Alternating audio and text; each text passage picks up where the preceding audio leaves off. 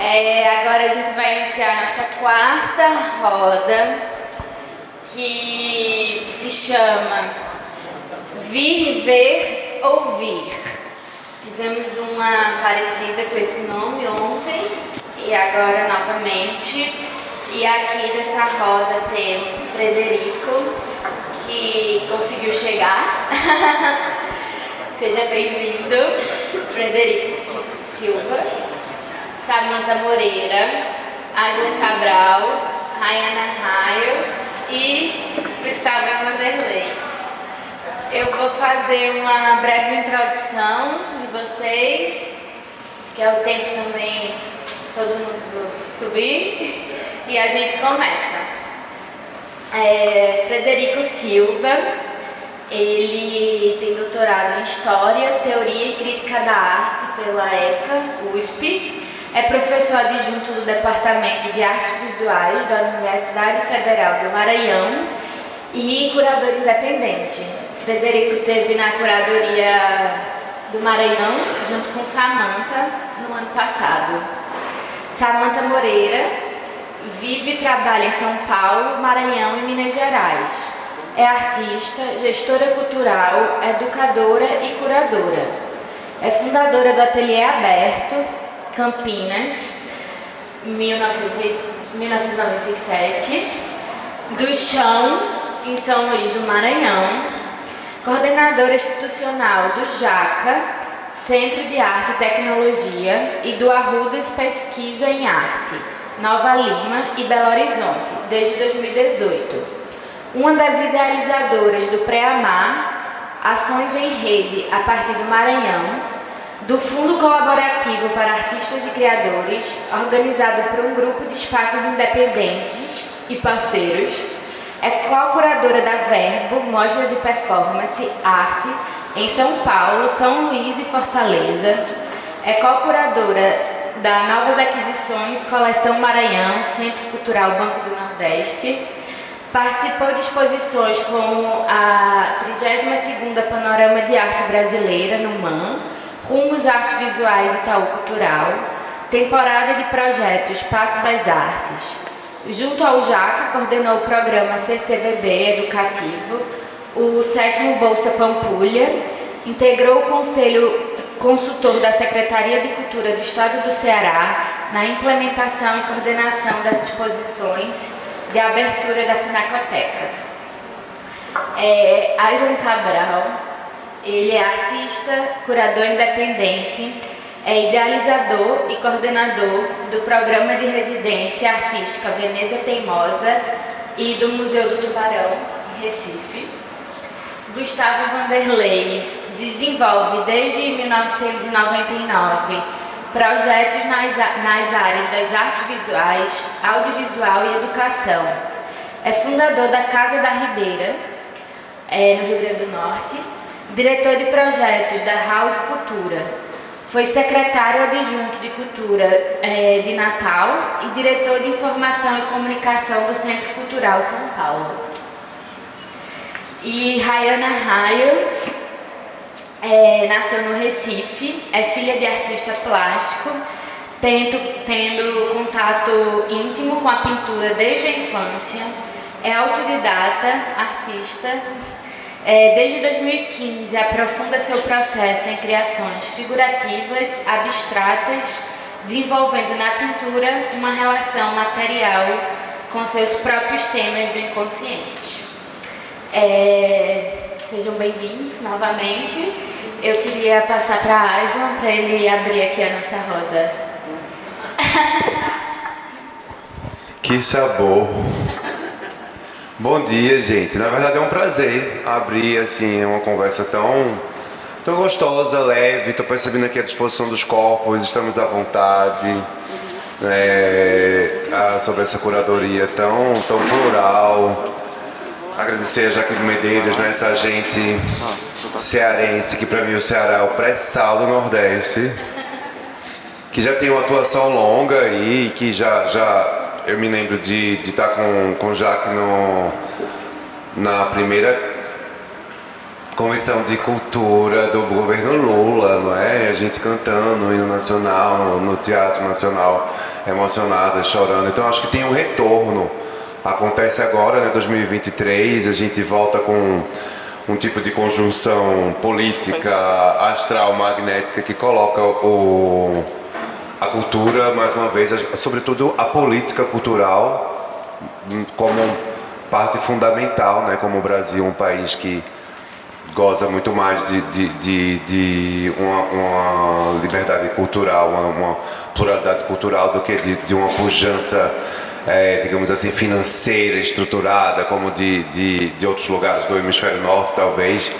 A gente poder imaginar que, mais uma vez, como talvez em época... Eu tenho 43 anos, então eu posso soar um pouco saudosa, mas a minha época de formação foi justamente nesses governos Lula, quando eu tinha lá 20 e poucos anos. Então todos aqui eu conheci Sânzia, que está aqui numa residência em Natal. Então acho que tem alguma coisa assim que um novo ciclo de agentes que estão aí já há um tempo, que recomeça, e eu me sinto como um vagalumezinho desse que pisca o bumbum cada vez que agita uma coisa, e o meu bumbum está piscando na presença de vocês, podem ter certeza. Aproveito para convidar todos vocês para amanhã. Eu sei que tem festa, que é um seminário plural, e que tem festa, e onde tem festa tem ressaca, mas a gente vai realizar uma performance no Museu do Tubarão às 8 horas da manhã.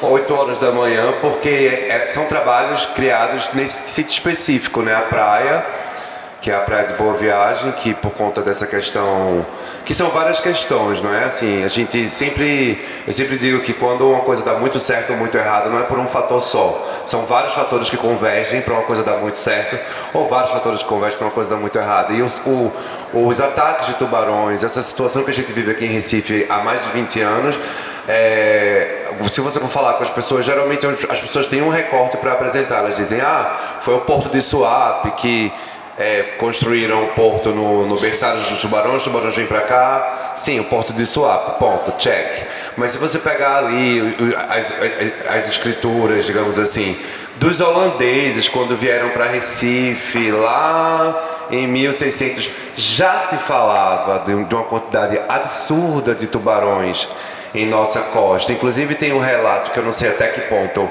é verdade, porque está ali, né? Mas era real, aconteceu que eles ferviam melancias nos navios e jogavam melancias no mar, e os tubarões simplesmente explodiam ao tentar engolir essas melancias, atacar. Eu nunca vi tubarão comendo melancia, né? Tubarão, uma melancia ser atacada, nunca vi esse registro, mas tem tanta história sobre isso, se você for realmente parar de uma maneira mais para aprofundar, que não deve ter sido só uma coisa realmente que trouxe a gente para essa situação. Uma situação onde a gente começa a estigmatizar e se assustar em relação à convivência dentro de um dos maiores parques ecológicos naturais que a gente tem, que é o quê? A Praia de Boa Viagem. A gente tem o que tem quase 12 quilômetros de extensão de praia. A gente tem uma história de uma população caiçara, a gente tem uma história E eu, na minha história, assim, eu cresci na zona oeste, na Roda de Fogo, numa comunidade, e para chegar na praia era mais ou menos 1 hora de ônibus, super perrengues, porque os ônibus para vir para a praia são pouquíssimos. Quando você vem para a praia, especialmente no domingo ou no sábado, é uma confusão, parece que você está indo para um jogo de futebol, assim, e tipo... Graças a essa vivência com a arte, eu consegui migrar de contextos sociais, econômicos, e 20 anos, hoje com 43, eu moro perto da praia, e há mais ou menos 10 anos que eu moro perto da praia. E quando eu fui para a praia, uma das primeiras vezes morando perto da praia, eu fiquei pensando, caramba, eu moro na praia agora e eu vou celebrar isso da maneira que me faz sentir viva, que é fazendo arte. Então, sentir-se viva também é um processo que parece que não acontece você sozinha. Sentir-se viva, você precisa que os outros te digam, ei, você tá viva, você tá, sei lá, você tá bem, você... E aí o Museu do Tubarão não é um projeto, como vários dos projetos que eu ativo, não é um projeto somente meu, mas como vários projetos que eu também ativo, eu sou aquela pessoa que continuou, porque as pessoas vêm, voltam. Acho que na maioria das vezes até porque elas não são também artistas, são jornalistas, são médicas, são diplomatas, sei lá, e elas se conectam, se perfumam com esse capital cultural e fazem parte de momentos e outros do Museu Tubarão, mas eu continuo como essa gata ali, ex da Zona Oeste, agora Zona Sul, e que tenta fazer um tipo de humanização também desse bairro que Boa Viagem todo mundo conhece. A gente não é a melhor imagem que a gente tem do Recife, né, quando a gente fala de Boa Viagem, mas aqui está a logomarca que a gente criou para esse projeto que, na verdade, entende a praia como um acervo de vivências, de figurino, de gastronomia, tudo está na praia. E ainda mais interessante, a gente se encontra na praia como? Meio seminua, não é? De sunga, de tanga, de biquíni, e isso parece que descalça, sobretudo descalça, com o pé descalço, né? Aterrada, assim, como se fosse um raio que veio e encontrou a terra e ali energiza, distribui a sua energia. E... Desculpa, como é teu nome? Gil. Obrigado. Não, Gil, eu queria só dar um zoomzinho ali. Lembra que eu te pedi isso? Então, nesse de baixo, por favor. Não vai dar pra... Pronto. A gente criou essa logomarca justamente assim, a barbatana, né, que é o ícone ali do tubarão. E na barbatana tem uma gata fazendo uma yoga, assim. Que era meio que essa ideia, gente, a gente precisa entender esse lugar como...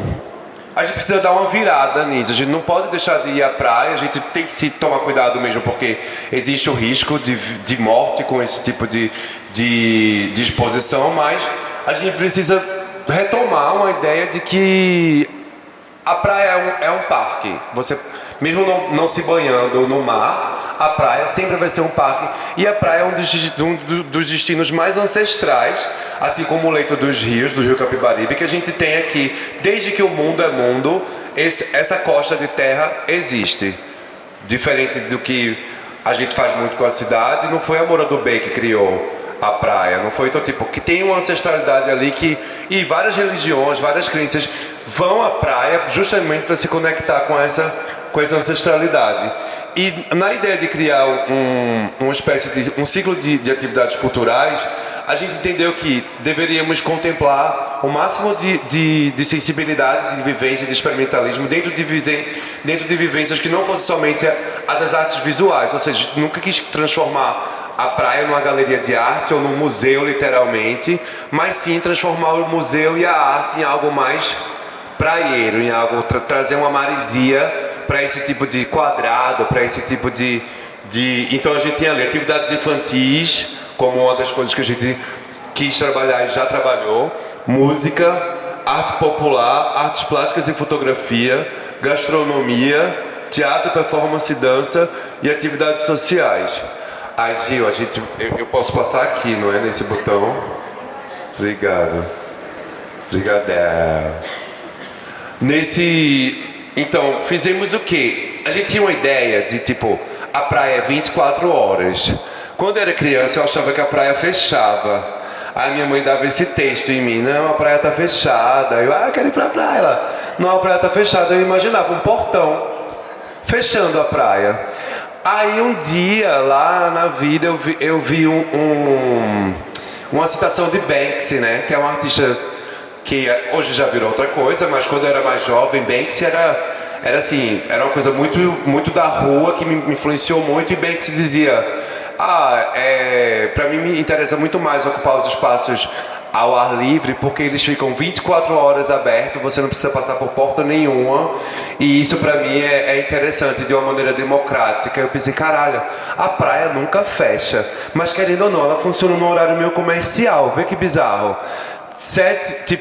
por questões de violência, de várias questões, a gente não habita a praia à noite. Logo, o Museu do Tubarão tinha um tesão muito grande em criar atividades noturnas. E começamos com uma jornada cultural que começou à meia-noite da sexta-feira e foi até a meia-noite do sábado. Só que a gente inventou isso na cabeça. Não, vamos fazer uma jornada 24 horas. Foi uma das coisas mais difíceis de fazer, porque a gente teve que ficar 24 horas acordadas produzindo tudo isso. Nessa foto tem Ieso Cairo amanhecendo o dia, fazendo essas esculturas de pedras equilibradas, e que ele na verdade deixou as pedras equilibradas. Mais ou menos 7 horas da noite ele montou as estruturas que ele iria incendiar ao amanhecer. E aí a foto está amanhecendo. Abaixo a gente tem o pessoal do Vacilante, que trabalha com pintura, com coisas bidimensionais, e que quando a gente... Geralmente, o convite para fazer parte do Museu do Tubarão é esse desafio. Vamos fazer uma ação no Museu do Tubarão, e as pessoas... Nossa, mas como é que eu vou fazer isso? Eu vou pendurar uma tela no coqueiro? Não, uma tela no coqueiro não, porque a gente precisa entender que está chegando nesse lugar mais específico. Como eu disse, não transformar a praia numa galeria de arte, mas transformar a arte em um pouco de praia. Então a gente deu essa solução para as pinturas, que são essas bandeiras. Então eles fizeram várias bandeiras e espalharam pela orla. Aqui a gente tem uma peça que a gente criou especificamente, que é o que a gente chama... Um museu precisa de dispositivos para estabelecer algum tipo de conforto para a contemplação desse acervo, seja o sol, seja a praia, seja os corpos. Então a gente criou o cangaço, que é uma coisa que os pernambucanos adoram, a maior canga do mundo. Então, senhoras e senhores, vocês podem contemplar a maior canga do mundo. Esse equipamento ele sempre é usado, então tipo assim, a galera já pediu outros lugares, me empresta a maior canga do mundo, a gente empresta, inclusive, tadinha, nem existe mais, tipo, essa zona já torrou ela, lavaram-se que água sanitária, enfim, se desfez. Aí tem uma foto que me agrada muito de ver justamente, gente, quem viu já a praia de Boa Viagem assim, às 11 horas da noite? Não é Ano Novo, olha, Ano Novo. Ano Novo era cada vez que a gente fazia uma edição no Museu do Tubarão. Isso era eclipse, a gente fazia a Festa das Águas, no dia quando tinha eclipse a gente anunciava. Gente, eclipse, vamos nessa, e essa galera. Vou passar aqui, mas... Obrigado, tio. Aqui vocês têm ali ao fundo as bandeiras, mais uma vez, do Vacilante. Aqui a gente tem embaixo uma contação de histórias de Lucas Fonseca. Justamente essa contação de histórias acontece nesse tipo do escopo das crianças. As pessoas estão mais uma vez sentadas onde? Na maior canga do mundo, que é o nosso equipamento. E aí, Lucas Fonseca falando sobre Iemanjá. Justamente... Mais uma vez uma foto que eu acho que é uma das partes que mais me encanta nisso, é ver a praia de Boa Viagem cheia de gente, especialmente à noite, que é esse horário que, pela convenção e pelo medo também que todos temos, não era um lugar muito ocupado. E a gente conseguiu até alguns apoios da prefeitura, por exemplo. A gente da prefeitura pedia apoio de segurança e banheiro químico. Aí eles diziam, dinheiro não tem não, mas banheiro químico e segurança a gente mandava. Eles mandavam. E a gente passava a noite inteira. Eu vou até passar isso aqui. Aqui são algumas pessoas que trabalham na praia, que são no Museu do Tubarão, e que a gente começou a fazer uma espécie de levantamento, não um levantamento, mas uma série de fotografias como os retratos dessas pessoas. Esse é mais um equipamento do Museu do Tubarão, que é quando você vai na praia, todo mundo aqui conhece, né? Você tem que sentar numa barraca, tem que consumir, né, para poder estar ali. E eu fui essa gata que vinha lá da Roda de Fogo sem dinheiro pra cá, com uma água na bolsa e uma banana. Então eu nunca podia sentar num guarda-sol quando eu era mais jovem. E eu ficava indignada, assim, indigna e queimada.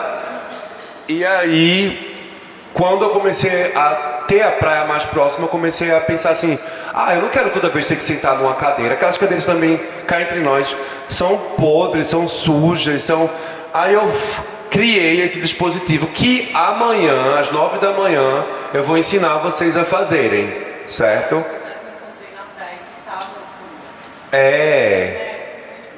É o meu lugar, cara, na praia. Inclusive, às vezes, mesmo consumindo das barracas, eu gosto da minha barraca, assim. Inclusive, amanhã eu virei papai há mais ou menos 10 meses. E amanhã vai ser a primeira vez que eu vou fazer uma ação do Museu do Tubarão, desde que eu virei papai. E, tipo, vai ser muito especial, porque é isso. Meu filho vai sentar na barraquinha, meu filho vai participar da performance. Então, quem puder, quem de repente não pisar fundo hoje e puder amanhã, vai ser no terceiro jardim, na altura do posto 5, a partir das 8 da noite. As estruturas matinais, então...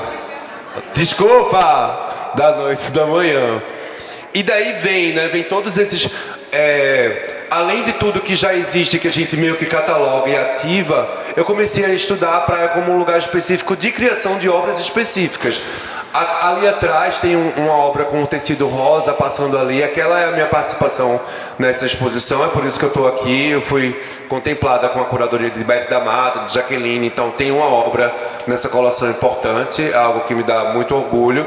E esse trabalho é uma espécie de modalidade artística, que inicialmente é uma performance, mas que muito rapidamente na minha cabeça migrou para uma ideia de modalidade artística. Por quê? Porque quando eu fazia isso na praia, as pessoas vinham perguntar: que diabo é isso? O que é isso? O que é isso que você está fazendo? Aí eu, até então artista, dizia assim: isso é uma performance. As pessoas: tchau. Aí eu lá puxando, porque isso tem 30 metros, você está na praia andando, aí tem essa lagarta assim colorida, e as pessoas: o que é isso? É uma intervenção urbana. As pessoas: tchau. E eu ficava muito frustrada com isso, porque de onde eu venho, eu não tive essa educação artística. Então, esses gatilhos de conexão, foi assim que eu conheci a arte, foi assim que eu mudei os cenários em que eu vivo e que eu faço parte hoje. É por isso que eu tô aqui, porque alguma hora alguém foi muito generoso, tanto na retórica de me explicar a coisa e me fazer me sentir parte disso, como também na própria criação estrutural do seu trabalho de arte, como e fazer as pessoas acreditarem que a arte não pertence somente às pessoas que fazem parte de uma academia ou de um lugar muito institucional, formal de poder, mas que a arte é um tipo de força humana e que, seja por poesia, por estratégia, você pode também acessar isso. Então, uma vez eu senti que isso poderia acontecer. Eu fiquei pensando: não, eu quero que as pessoas peguem nisso. Eu estou na praia, eu não quero que elas achem que é como aqui, que a gente não pode tocar. E aí eu tive uma oportunidade de ir na Documenta de caça, que foi a primeira vez que fui em Atenas. E em Atenas eu fui para a Olímpia, que é o lugar onde aconteceram os jogos, onde foram inventados os Jogos Olímpicos. E dentro dessa situação de ver o esporte a partir de um viés muito mais ancestral e não tão competitivo individual, eu fiquei muito maravilhada com a ideia de imaginar que, em vez de uma performance, eu estava desenvolvendo uma atividade esportiva. E a mágica aconteceu aí, quando eu voltei de viagem, a primeira vez que eu abri os tecidos, e que alguém veio e disse assim: isso aqui sou eu costurando, bem dedicada. Lembra, Fernando? A gente se conheceu na residência que fizemos juntos, que esses tecidos são costurados, E aí a primeira vez que alguém me perguntou isso, assim, depois dessa viagem: o que é isso? E eu disse: é um esporte novo que a gente está desenvolvendo aqui na praia. Aí a mágica aconteceu e todo mundo joga isso agora. Elas pegam, elas entendem a partitura, elas entendem, elas vêm e fazem. É que nem chutar uma bola, tipo assim: se eu vou chutar certo ou errado, eu posso chutar. Então elas começaram a jogar isso, e atualmente o meu trabalho com essas estruturas é tentar legitimar isso como uma prática desportiva. Então, criar torneios, criar uma base de regras, um estatuto. Mas aí, como artista, também é meio difícil. Aí eu botei várias imagens, porque justamente não imaginei parando muito tempo em uma. E aí vocês têm justamente esses recortes das imagens, de toda essa explosão pictórica que elas causam e que atraem as pessoas. um tubarão que nós fizemos uma vez para celebrar. Aqui em Pernambuco, algumas nações do candomblé, como é que chama? Celebram Iemanjá no dia 8 de dezembro. Não é como muitos de nós assim sabemos, a partir de uma ideia assim mais Salvador, de 2 de fevereiro.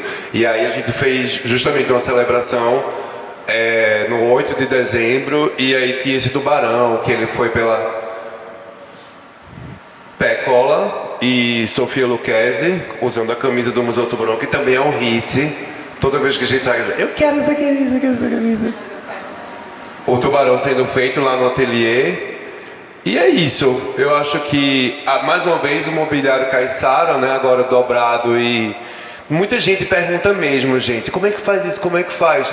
Aí tem uma galera que eu digo, pega um pause, tem outra galera que eu venho pessoalmente. Eu vou convidar vocês mais uma vez, venham aprender, porque é muito fácil e é sobre autonomia e liberdade. Então, assim, se vocês estiverem interessadas nessas duas tags, posto 5, na altura do Terceiro Jardim, 8 horas da manhã, que é a hora da maré baixa. Aí mais uma vez essa imagem. Aí agora o grupo completo, né? Alberto Saulo, que tem uma marca de roupa e é designer. Thais Sanches, que é jornalista. Euzinha Pécola, que era diplomata, morava aqui no Brasil, mas é francesa. E Sofia Lucchesi, que é jornalista, artista plástica. E como eu disse para vocês, eu sou a única que fico ali. Essas pessoas, não, já deu, não quero mais, tchau. Mais uma vez a ação sendo feita. E aí hoje em dia Instagram, né, tem gente que não quer jogar, que quer só tirar a foto. Peraí, deixa eu fazer uma foto. Tem lugar para todo mundo. Aí jogando. Essas estruturas que a gente faz aqui era eclipse. E aí a gente chamou 4 gatas que jogam tarô pra botar a barraquinha e jogar o tarô. E tipo, a gente ficou pensando assim, nossa, não vai dar ninguém. Minha gente, era uma fila em cada barraca, galera. E era pague o que puder. E se não pudesse pagar, igual. Mas as gatas saíram com o bolso cheio. Foi babado. E aí esses outros elementos que são menores e que eu vou fazendo e deixando pela praia. Mais uma vez o grupo. Eu botei essa foto só pra gente fazer assim. O núcleo do Museu Tubarão trabalhava assim. A gente ia na praia, conversava, usava algumas coisas, ficava ali conversando. Aí dizia, quando é que a gente vai fazer uma ação? Não é aquele... tipo, se existe um perfil de artistas recifenses de praia, eu queria apontar para mais essa possibilidade. Não é uma coisa assim, elas sérias, de calça, no coworking, fazendo foto assim. Não, é na praia mesmo, de cu pra cima, pegando sol. E elas bem orgulhosas disso. E pronto, e essa estrutura que é uma das primeiras que eu fiz, que é justamente... É muito bonito quando você vê a galera passando assim, pensando, nossa, melhor ainda quando você tem a oportunidade de conversar, porque a partir daí você também consegue expandir o conceito da sua obra para alcançar esses lugares. E isso é uma característica muito forte do meu trabalho. Então agradeço a vocês a possibilidade de poder falar com vocês. É uma delícia esses olhinhos tão gostosinhos olhando pra gente. E venham amanhã no Museu do Tubarão. E quem quiser também fazer uma performance, uma coisa, não queria. Eu como curadora também desse lugar, vou ter muito prazer em poder fazer essa mediação, conversar, ter ideias, trocar, tá? Então é isso, obrigada.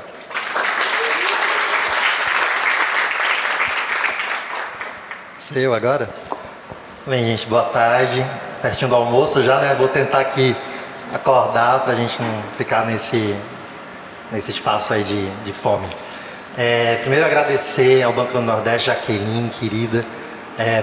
Foi emocionante chegar aqui ontem e ver, né, a partir do contexto que foram adquiridas essas obras. Assim. A gente estava falando de 2022, né? Então era tudo o que eu precisava ver junto aqui, esse hackeamento que foi fazer essa exposição. É realmente emocionante. E legal depois justamente do Aslan, porque eu vou falar de praia de novo, né? Então, eu estou super aquecido, meu corpo ainda está ardido. Aliás, o primeiro catálogo desse projeto que eu vou falar, que é o Arte Praia, o primeiro catálogo se chamou Ardido e Sede, que era como eu estava. Né? Depois de 3 dias, com 4 obras de arte espalhadas por Natal, a gente só se sentia ardido e sede. Então, esse projeto ele parte principalmente de entender o espaço da praia em lugares litorâneos como espaço público por excelência. Esse projeto começa em 2011 e a 5ª edição aconteceu esse ano, né, em Fortaleza. Então, as 4 primeiras edições foram no Rio Grande do Norte e a edição desse ano foi em Fortaleza, no Ceará. Então, a primeira questão que a gente entende é que o espaço público por excelência em cidade litorânea é a praia. Então, discutir arte pública e discutir espaço público sem pensar praia em cidade litorânea, para mim, não dá para pensar, né? Apesar da gente entender que existem lugares específicos, até determinadas classes sociais, né? Porque existem umas paredes invisíveis, né? A gente entende que aquele lugar ele pode ser acionado por várias perspectivas. E eu vou trazer obras que fazem claramente isso para vocês entenderem um pouco mais. Então, essa é a primeira questão. A segunda questão é pensar arte efêmera, né? E aqui eu trago um pouco da contribuição, porque esse edital é lançado pela Casa da Ribeira, o lugar em que eu fundei. A Casa da Ribeira é uma instituição independente, há 23 anos de funcionamento, e a gente já lançou 22 editais públicos. Então a gente meio que tenta tamponar ali algum tipo de lugar da política pública que ainda é muito frágil no Rio Grande do Norte. Então, o Arte Praia, né, ele articula um edital público para pensar arte efêmera dentro desse espaço público que é a praia. E a primeira coisa que a gente entende enquanto curadoria é que a gente não pode entender as propostas de arte como uma mimese da situação do museu. Então eu recebo propostas inúmeras disso que você estava falando agora, né? De replicação de espaço de situação de museu ou de situação de galeria na praia. Porque a gente coloca uns panos e pendura ali alguma coisa. Ou a gente tenta aqui colocar madeirite para fazer a performance e fazer a intervenção. É justamente o contrário que a gente busca, né? A gente busca uma situação de espaço público, uma situação efêmera e, no caso do Arte Praia, uma proposição nossa, que é o lugar da convivência com o artista. Então a gente coloca lá dentro das possibilidades que o artista se desloque para Natal. É um edital nacional. Esse ano a gente quebrou todos os recordes, foram 488 propostas de 24 estados, inacreditável que a gente conseguiu esse ano. E a provocação que a gente faz é que, dentro de um campo de gestão cultural, perceber como os artistas se colocam num edital que não é patrimonialista, que a gente está falando de arte efêmera, aconteceu ali, no máximo que a gente vai ver depois é um registro em vídeo, em foto. Então, há pouca escritura sobre isso, né? Então, é um efeito colateral talvez do edital, pensar em arte objeto.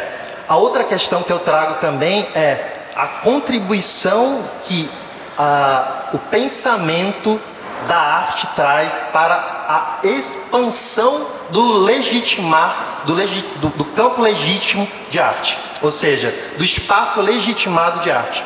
Então, pensar a praia parece ser impossível muitas vezes, né? Então, a mimese da galeria, ou muitas vezes uma mimese do museu. Então, essas duas contribuições, enquanto eu leio os projetos, me faz pensar também no efeito colateral que alguns editais estão provocando no país. Principalmente na questão de uma contrapartida. Então, eu não pedi a contrapartida nenhuma. A única coisa que eu pedi era a presença e a situação, ou seja, o lugar específico. Então, tinham que ser na praia.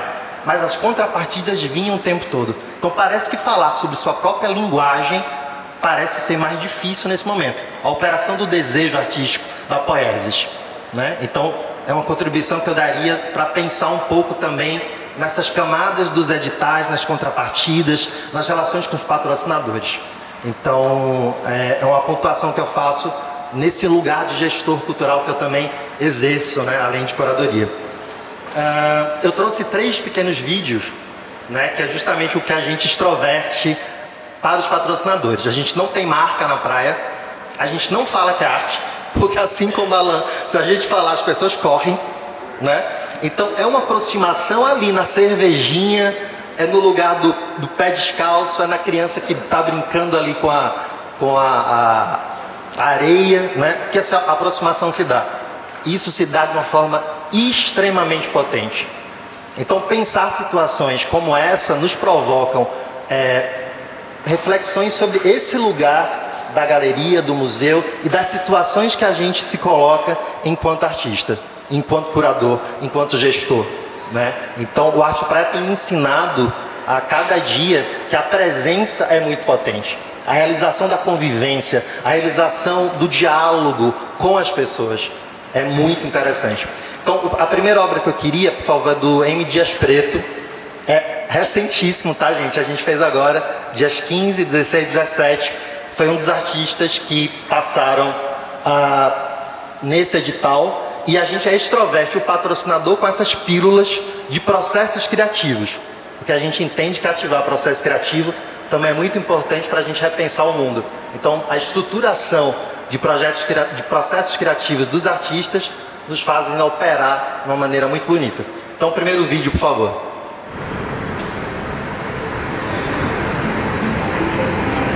Esse não é do M. Dias Preto. Esse é do... Só um minutinho. M. Dias Preto, por favor. É sonhar, alguma coisa assim.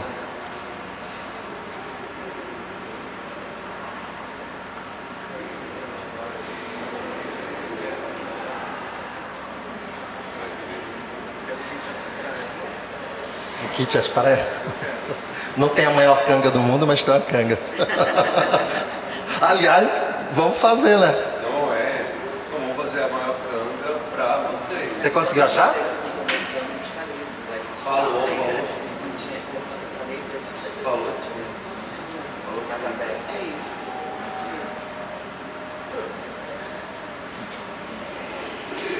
Então a gente vai ver agora a intervenção do M. Dias Preto.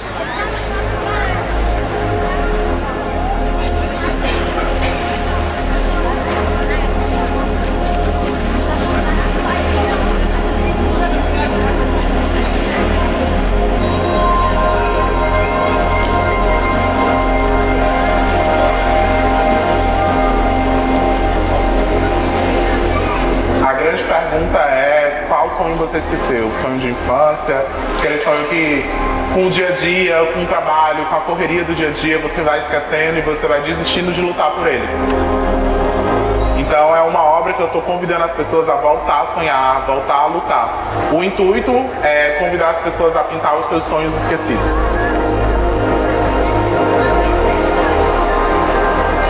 No primeiro dia a gente estendeu um grande bandeirão na ponte da Barra do Ceará com a frase "O sonho não falha". E agora a gente está na praia. A ideia é que à medida do dia essas bandeiras sejam trocadas por bandeiras pintadas. Realmente foi o momento certo, que o sonho não falha, porque o sonho está sendo concretizado, que é ver essa praia ainda mais movimentada, desse ambiente que é muito lindo, muito maravilhoso para a cidade de Fortaleza.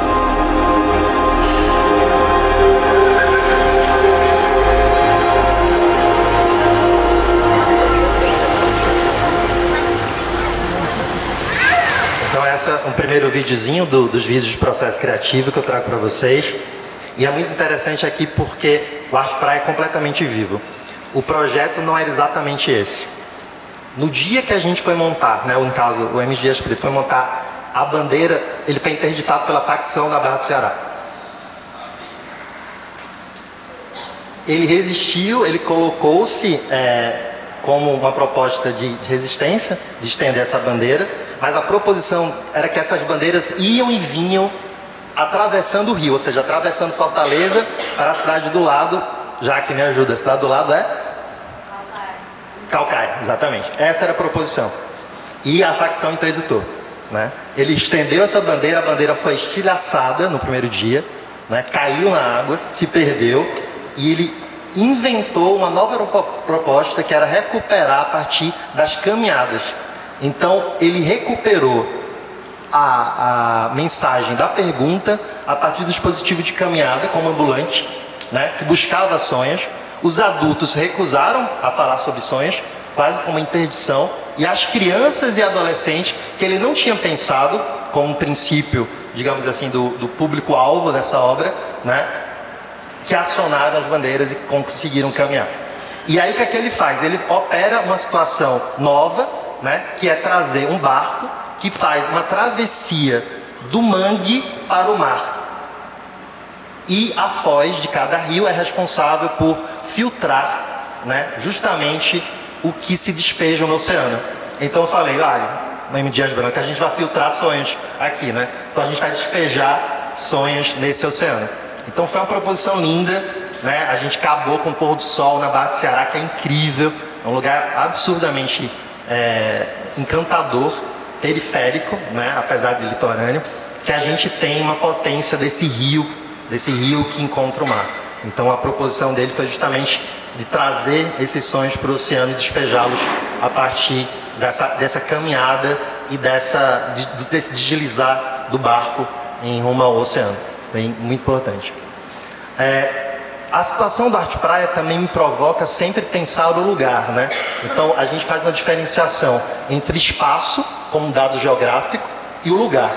Para o lugar, a gente traz contribuições de histórias, memórias, afetos, sentires.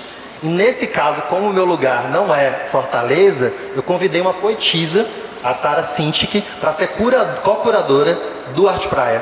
Então, para cada referência, porque no edital da Arte Praia a gente tem lá os lugares já mapeados, né, onde a gente tem desde Barra do Ceará até Sabiaguaba, então foram 9 pontos esse ano, mais que dobrou também a proposição de intervenções agora, né, em 2023, a gente teve uma poetisa que repercutiu as memórias e histórias de cada um dos lugares, porque eu seria incapaz, né? Eu como estrangeiro nessa cidade, então trouxe a Sara Sintic para repercutir um pouco dessas histórias, e eu resolvi trazer a poesia para que os artistas pudessem acionar com disparadores poéticos em sua situação de proposição para a curadoria.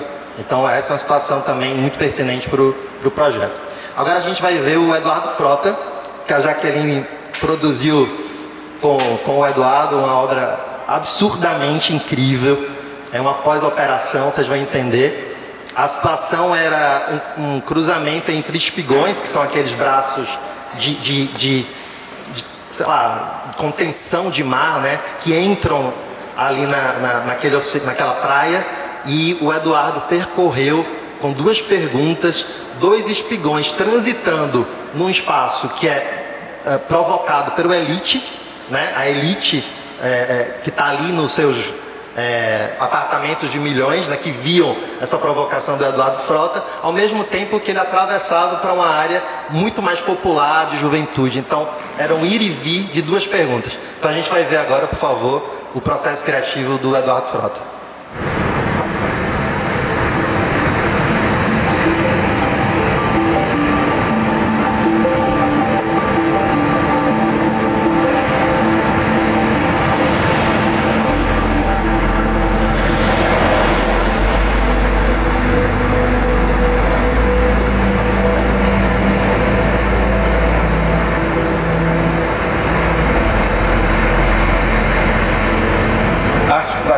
E arte para quem? Essas perguntas, elas vão engendrar várias respostas, múltiplas respostas. Então é muito diferente de eu chegar aqui com a afirmação do que é arte, jamais faria isso.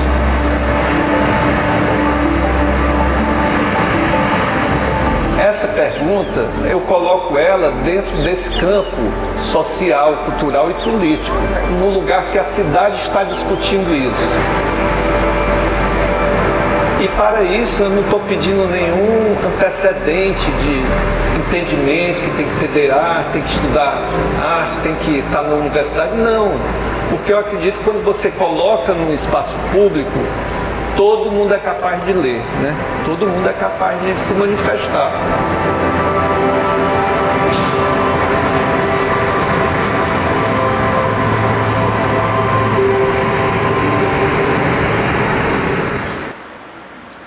E foi muito bacana porque, além, lógico, né, da pós-operação, que eu chamo que é uma pergunta que vai gerar muito mais perguntas do que respostas, né? a discussão nas redes sociais foi incrível, né? Porque alguém reclamou, que absurdo, porque estão tirando espaço da natação nesse momento. Cara, foi uma discussão linda nas redes sociais, né? A operação do espaço público, mais uma vez conectada, a discussão sobre o uso do próprio espaço e a conexão sobre as perguntas.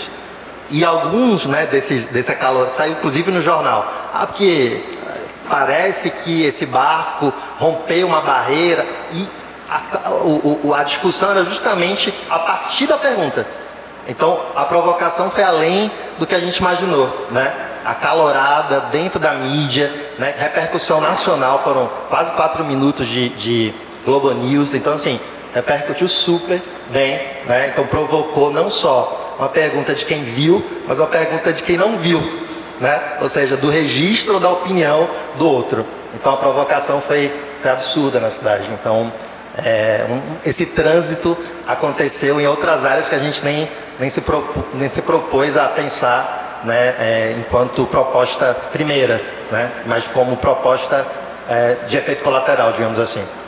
E a última processo criativo que eu vou trazer é do Marcos Martins, Navegante, que foi uma obra escultórica, mas uma obra feita com algo que era completamente transitório, ou seja, era impossível de ser objeto patrimonialista. Então a gente vai ver agora o Marcos Martins, Navegante. Sabiaguaba.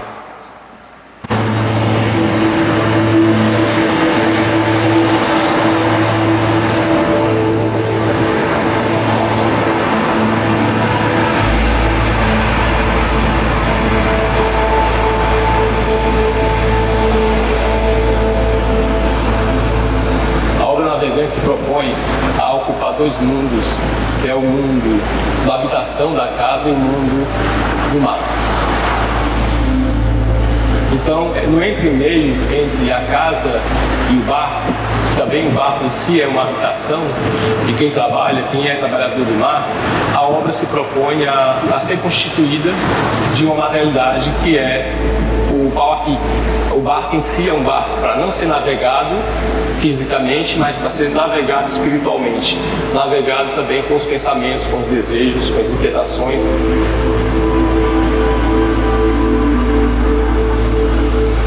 Essa arquitetura ancestral ela é trazida para a obra para ser presentificada com a sua materialidade e a sua subjetividade, que são essas pessoas, não só os trabalhadores do mar, não só as pessoas que vivem na comunidade da Sabiaguaba, Abrilândia, mas também para simbolizar a presença dessas pessoas nesse território.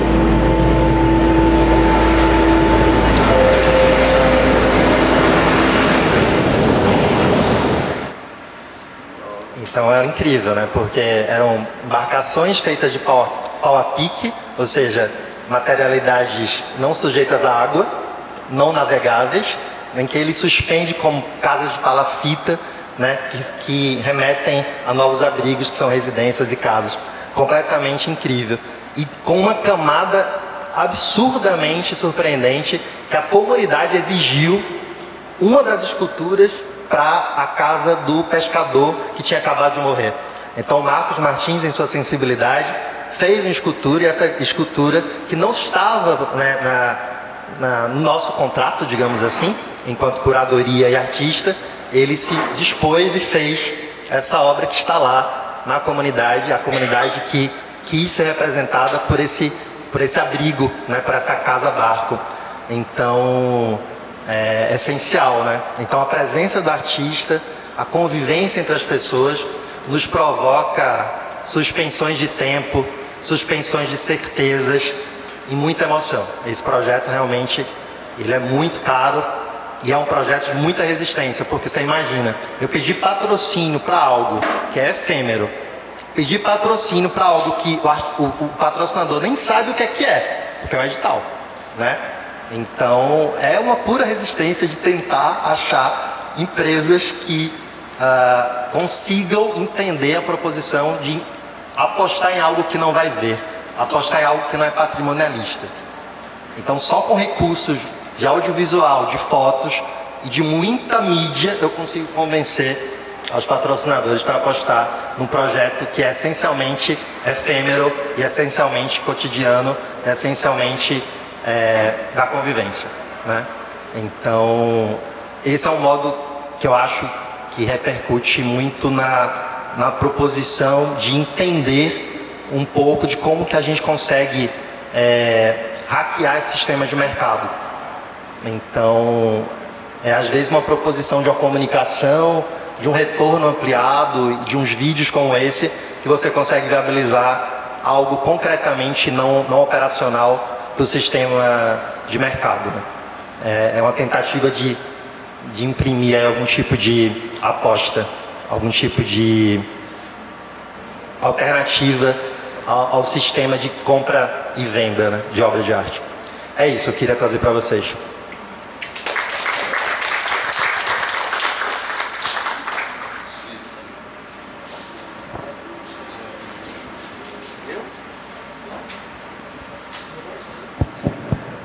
Oi. Eu tenho um pouco de dificuldade de falar no microfone. Eu acho que eu não sou tímido, assim, mas quando eu pego o microfone eu já fico de verdade. Eu ia participar ontem da roda de conversa Vir, Ver e Vir 1. E vim para Vir, Ver, Vir 2, porque o meu voo foi cancelado e, enfim. Então eu queria agradecer a oportunidade de estar aqui para conversar com vocês. Já vim a Recife algumas vezes, mas a primeira vez a trabalho, eu acho. E também eu não posso deixar de dizer que o voo foi cancelado antes de ontem, e eu estava trabalhando num texto há 3 anos, desde 2020, e sofrendo com esse texto, e eu estava no aeroporto escrevendo, e disseram que o voo tinha sido cancelado, e eu fiquei pensando, mas eu preciso terminar o texto. E eu fui para casa e terminei o texto, um texto de 3 anos. E por que eu estou falando isso? Porque é a primeira viagem que eu faço depois de 3 anos que esse texto está resolvido. Então é porque a gente estava falando de desejo, né? E esse texto é um desejo reprimido, né? Tem uma coisa de ceder na via do desejo. É uma frase mais ou menos assim, que ceder na via do desejo produz depressão. Então eu consegui terminar o texto e vim para cá para falar um pouco, e estão aí as imagens, vou tentar ser breve. Pode ser, é um microfone ainda para passar, mas acho que dá. De onde você é? Eu sou de São Luís. Só para saber que onde o seu voo foi cancelado. Ah, desculpa, eu não falei, eu sou de São Luís, Maranhão.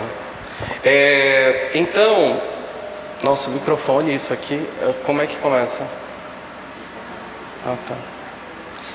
Mas aí, então, o que acontece? Cadê?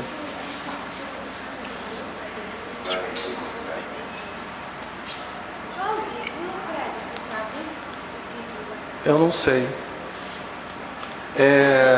O nome do arquivo deve ter Frederico. É um arquivo bem breve, só com algumas imagens das obras que foram adquiridas pelo acervo.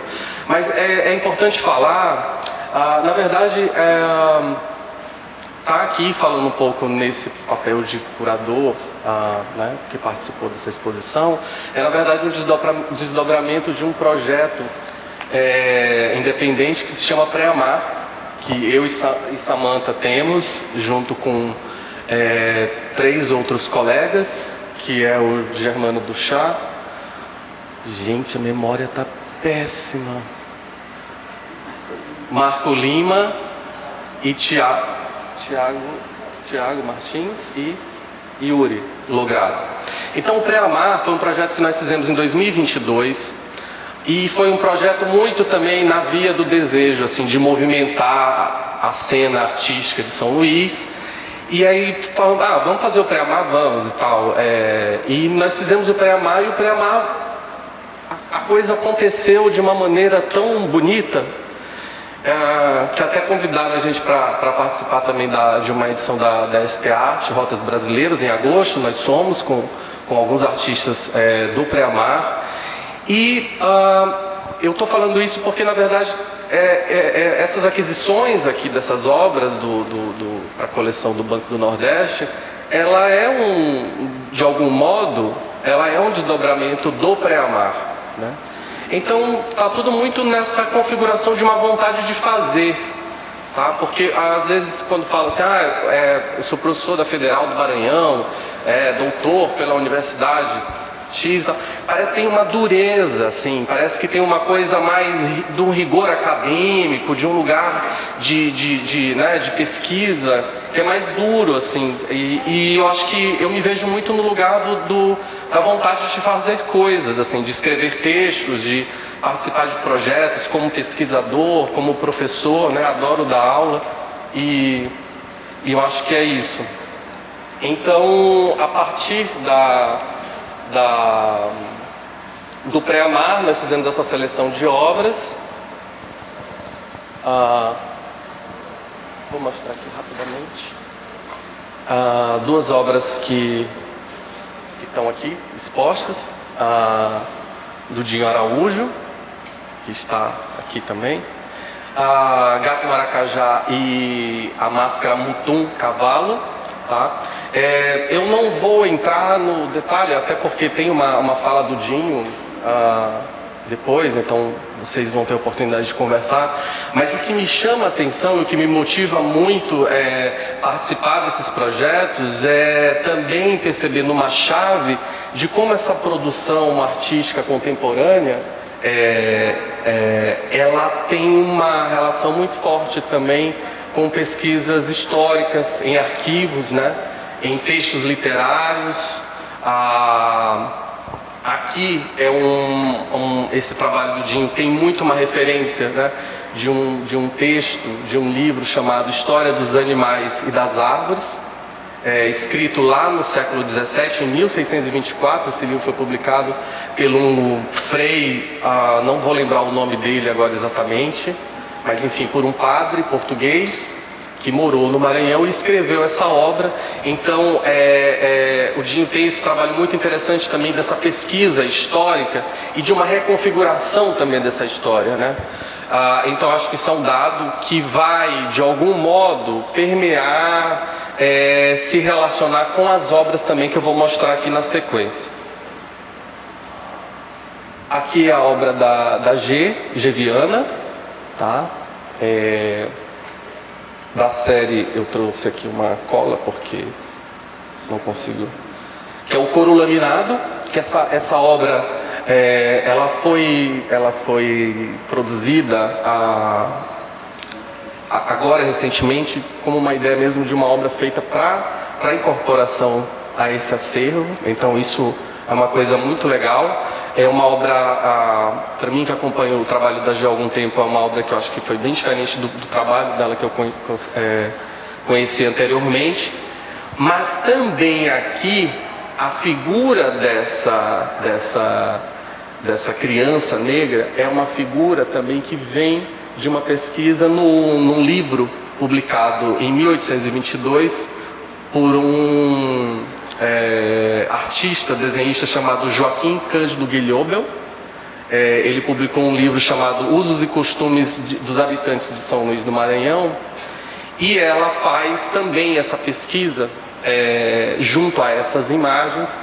E como a G. Viana mesmo fala, o trabalho dela tem muito dessas remixagens históricas. Então ela vai olhar para essa iconografia oitocentista, né, para essa produção de imagens no século XIX, como uma forma também de trazer relações para o trabalho.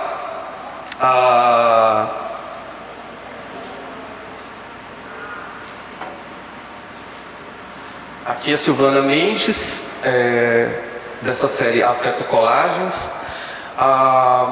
Aqui também ela se apropria de uma série de imagens, de litografias de um fotógrafo, gravador alemão chamado Alberto Henschel. Alberto Alfredo Alberto. E o Henschel, ele na verdade abriu um estúdio fotográfico aqui em Recife. Em 1869, ele chegou em Recife e abriu um estúdio fotográfico ali na Rua do Imperador. Não sei se ainda é Rua do Imperador. E ele produziu, ele foi na verdade, um cara que tinha uma visão, né, muito... Então ele teve estúdios fotográficos em São Paulo, aqui, no Rio de Janeiro. Então a Silvana vai também fazer aí uma releitura, não, né? Uma remixagem, eu também diria, né? Usando o termo da Juliana, dessas imagens históricas. Quer dizer, tem uma coisa que isso também me chama a atenção, é que como o século XIX explica o Brasil, né? E às vezes o século XIX é colocado muito como um lugar, e é necessário fazer essa escavação, né? É necessário buscar esses dados e também lançar ali um olhar crítico, né, sobre eles, que eu acho que... E aqui o Cláudio Costa, e aí também uma coisa só para pontuar, é que na seleção dessas obras nos interessava, a mim e Samantha, de algum modo ali, com esses 7 artistas selecionados, tentar fazer um panorama da arte maranhense dos últimos 20 anos, pelo menos. E com isso, nós trouxemos 2 artistas que estão em atividade já desde o final dos anos 90, e que são importantíssimos, acho, para a arte brasileira, poderia dizer, que é o Cláudio Costa, que também tem esse trabalho que se chama Escombros, ou melhor, é uma série que se chama Escombros. O Cláudio Costa, ele é um artista que ele coleta restos, fragmentos de madeiras, principalmente, mas também peças de metal, de casarões históricos do centro de São Luís. Então, ele vai buscar nesse tipo de material, sobretudo nessas peças de madeira, trabalhar essa questão da memória, né? De como essas esculturas são, na verdade, fragmentos desse passado, e utiliza também, ele faz uma série de inscrições, né, um tanto aleatórias nessas peças, e trabalha muito com o cal, como uma espécie também de fazer aquela relação, né, de jogar o cal em cima da peça, como uma espécie de ironia, né, com relação a quando vocês falam jogar uma parra de cal, né, como se você quisesse silenciar um passado. E na verdade, então, o trabalho dele também tem uma coisa muito irônica na manipulação dessas peças. Tá, estou adiantado da hora. Aqui, outro artista também que está em atividade, assim, um artista que já desde os anos 90 tem um trabalho muito interessante, é o Márcio Vasconcelos. E foram adquiridas essas 4 fotografias dele, que falam de maneira geral sobre o Bumba Meu Boi e muitas questões relacionadas, né? Ali tem o Miolo do Boi, essa é uma sequência horária, tá?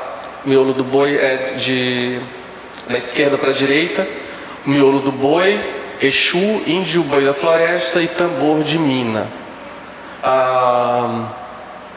E ele vem há muito tempo trabalhando as festas do Bumba Meu Boi, para quem já teve a oportunidade de ir a São Luís, sobretudo no mês de junho. Aqui, e 2 vídeos que foram adquiridos pela coleção também, que eu acho que é interessante, de 2 artistas. que é o Tom Bezerra. Era um vídeo, mas eu acho que não tem. Não, mas eu colei um vídeo, mas um trechinho, não sei se tem como acionar daqui, né? Depois, tá aí. Pronto. Esse é o trabalho do Tom Bezerra, esse é o Tom Bezerra, o próprio artista, então é uma performance de 2016, tá? Chamada Elo de Resistência.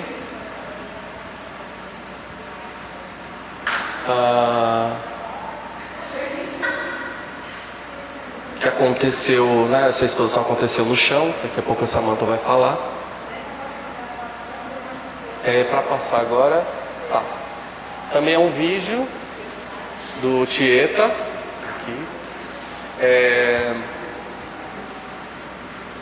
Anastácias Rastro 3, Encante 2021-2022. E aqui, para fechar, uma coisa que eu acho que é interessante falar, é que ele performa também utilizando as máscaras que são feitas pelo Dinho. E aí eu trouxe esse vídeo por último para reforçar o que eu já disse anteriormente. Essa é uma produção, esses 7 artistas trazem uma produção que elas estão muito próximas. Os temas estão muito próximos, embora nem todos tenham relações diretas, trabalhem juntos, mas isso só reforça o quanto que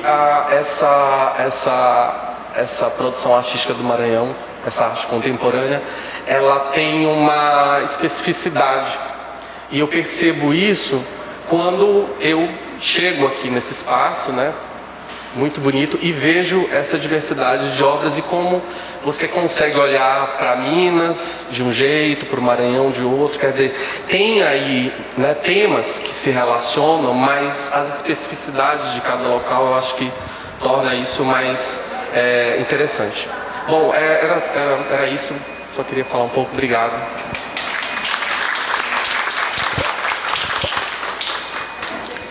Bom, vou dar sequência aqui no Maranhão. Vou tentar ser rápida para a gente não avançar muito na fome. Começando a agradecer a Jaque, Cecília, o convite, a parceria no trabalho desde o ano passado. E acho que retomando a conversa, começando pelo Aslan, é delicioso a gente poder estar aqui junto nesse reencontro, né? A possibilidade do resistir. Eu vim falando para falar tanto na condição de curadoria, da curadoria para o projeto do Banco do Nordeste, quanto à frente de 2 projetos independentes que são de resistência, de reexistir o tempo todo, de reconstruir o tempo todo, de reinventar o tempo todo. E é esse lugar que a gente está voltando a praticar depois de tudo desmontado, né? Eu também sou da geração onde a gente tinha esses encontros e me lembro do momento em 2016, quando a gente viveu o golpe. Eu e Jaque, a gente estava participando do começo de uma comissão na Funarte que estava justamente discutindo a possibilidade de pensar esses espaços autônomos, independentes, intencionais, de gestão feitas por artistas que tem uma diversidade de nomes independentes, né, seja o que for, para entender como a importância desses espaços em processos de formação, de educação, de laboratório, o quanto esses espaços são o início, na verdade, de muitos processos institucionais, do mercado de arte, da possibilidade, na verdade, da experimentação, da formação, enfim, das residências, né? Todas essas experimentações desses espaços são o começo de muitos processos. E esses espaços, e a gente fica ali nesse movimento gangorro o tempo todo, economicamente, né? De tentar entender como esses espaços resistem, existem, persistem, mas aí tem um entendimento-chave, que é entender esses espaços como os nossos projetos de arte também, né? É o momento onde a gente entende que é o entendimento desse processo de desejo. A gente está falando aqui do desejo o tempo todo, né? Quando a gente fez uma residência de gestores, que chamava Indigestão, como assoviar e chupar cana ao mesmo tempo, que é isso que a gente faz, né? Da faxina ao luxo, enfim, é tudo isso. A gente chegou num nome, na verdade, que seria espaço intencional. Tentando tirar um pouco essa ideia do independente, porque a gente não é independente, autônomo, é muito, né, uma questão de gestão, enfim. A gente chegou no desejo, de novo, a intenção que faz acontecer. E é um espaço de afeto, é o lugar do afeto, é a extensão da nossa casa. Quem está à frente desses lugares é porque gosta de receber, porque gosta de estar junto de outras pessoas, porque gosta de processos coletivos, colaborativos, enfim, que não tem fim, né? Processos, documentações, enfim. Então o chão acontece dentro desses processos, não é um projeto que começa só comigo, é um projeto que começa com um grupo de artistas, educadores, gestores, com o desejo de pensar processos a partir do Maranhão. Tem um super parceiro, Dinho, aqui presente, Thiago Martins de Mello começa o projeto comigo, Márcio Harum, Pablo Lafrente, Guilherme Fogagnoli, enfim. E hoje somos eu, Dinho, Camila Grimaldi e Tadeu Macedo, que, enfim, gerimos, né, o espaço, sempre trazendo outras parcerias, outros pares para a programação acontecer, né, para ser um espaço aberto a receber articulações, pensamentos e produções do Maranhão, e de pensar esse fluxo a partir do Maranhão, né? E o Jaca, eu vou deixar de falar do Jaca, porque eu acho que o tempo vai se estender. O Jaca em Minas é um outro espaço que eu também coordeno junto à Francisca Caporali, que já tem um outro formato, já tem outros processos, que também é um espaço de residência artística, que fica em Nova Lima, Minas Gerais, é um espaço de mineração. Enfim, estamos no Maranhão e em Minas, 2 espaços de mineração também. Então, como criar essas interlocuções também, pensando essas questões específicas de cada lugar e como pensar essas possibilidades de expansão a partir desses lugares. Eu vou trazer um pouco dessas coisas que acontecem por lá e a partir disso a gente vai entendendo. O chão hoje é um galpão que fica no centro histórico de São Luís, um galpão que eram antigos armazéns ali da Praia Grande, tombado, é um galpão tombado do final do século XVIII, aberto, que fica numa rua que não passa carro. Na verdade, isso é maravilhoso porque a gente tem uma expansão para uma praça. Essa é uma performance que aconteceu agora esse ano na Verbo, Aline Mota. Eu vou passando, tá, gente? É bastante imagem mesmo para vocês ficarem com bastante vontade de visitar a gente. Então, é um espaço de experimentação que vive, na verdade, desse nosso desejo de fazer acontecer junto aos artistas também que estão lá, junto às nossas outras parcerias de lá, voltando aqui. Tem uma biblioteca para pesquisa, que é aberta ao público. A gente, por um tempo, fez produziu um café que era do chão, produziu cervejas do chão. A gente sempre está trazendo outros processos também de como criar possibilidades de gerar atividades e outros fins. e como o chão desenvolve seus processos hoje, né? A partir das residências, de encontros e conversas, processos de formação, de mostras. Enfim, o chão tem um bar que funciona nas suas atividades. E aqui são todos esses programas que muito vêm de desejos que a gente desenha, que a gente pensa e faz acontecer de algumas formas na programação do chão. A gente recebe muitos projetos de residência para acolher no chão. Existem instituições parceiras que possibilitam acontecer as atividades. A Verbo, por exemplo, é uma parceria que já acontece há 5 anos, né, da Galeria Vermelho com o chão. Hoje o chão, né, a Vermelho e o chão são parceiras na Verbo. Esse ano expandimos para Fortaleza, né, aconteceu também na Pinacoteca. Então a Verbo passa a acontecer já no ano que vem, São Paulo, São Luís e Fortaleza. Aqui é no Barraco da Constança acontecendo, que abriu.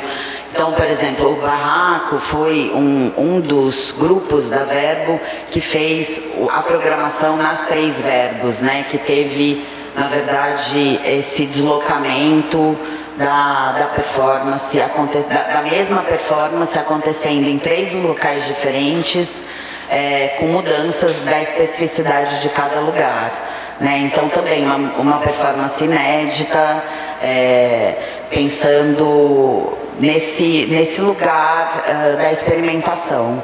Né? Então a Verbo também é um projeto experimental dentro de uma galeria, né?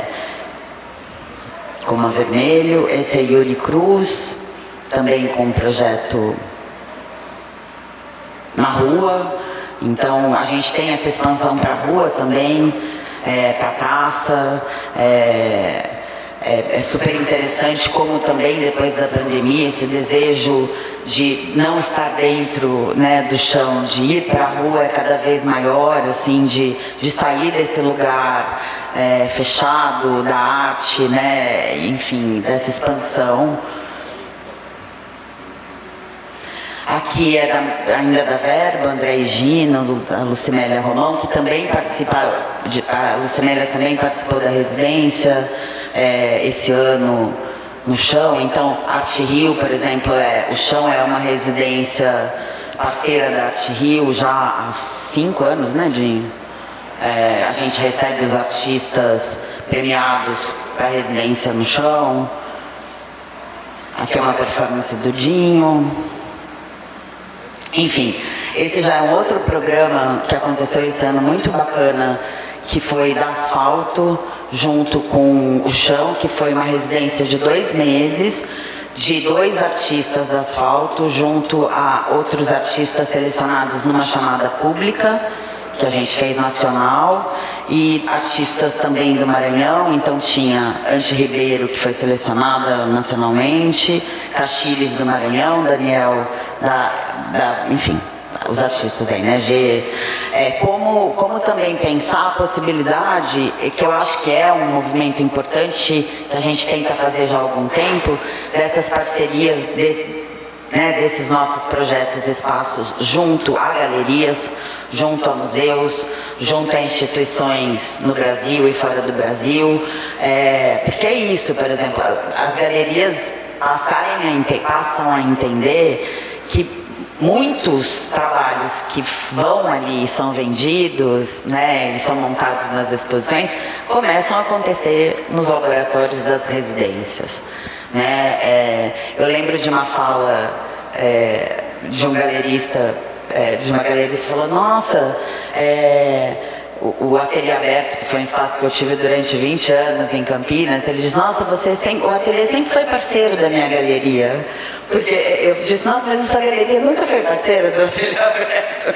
Porque tinham exposições que eram montadas, eram feitas, os projetos eram experimentados no ateliê, nas residências que os artistas iam fazer no ateliê. E não existia uma moeda de troca, nunca existiu uma moeda de troca de, por exemplo, a galeria ajudar a pagar a residência, por exemplo. Né? Então, como a gente começa hoje, eu acho que isso também vem de começar a entender esse processo, da gente também do reconstruir, da resistência, da renegociação, né, de entender esse lugar de uma forma diferente, né, como a gente hoje passa a entender, por exemplo, uma galeria, a importância da galeria negociar com o espaço a possibilidade da gente ter uma residência de 2 meses com todos esses artistas juntos. Então tá, a galeria procurou o chão, né, nos procurou, eu e Dinho, eu quero fazer uma residência de artistas, de 2 artistas da minha galeria. Então a gente falou, não, mas então a gente também quer ter outros artistas juntos a essa residência, né? Qual que é o investimento que a galeria pode ter? Daí ele falou, então apresenta um projeto para a gente buscar um investimento.